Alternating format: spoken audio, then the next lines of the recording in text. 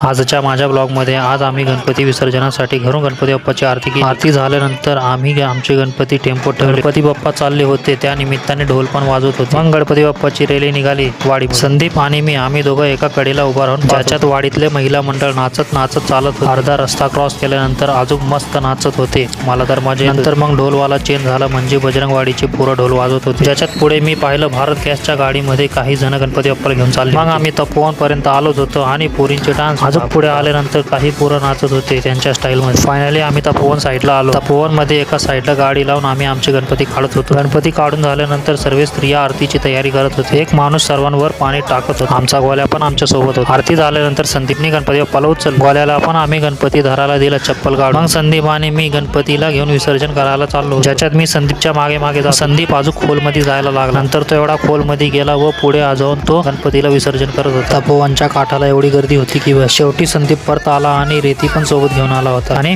Bye, like, share आणि subscribe.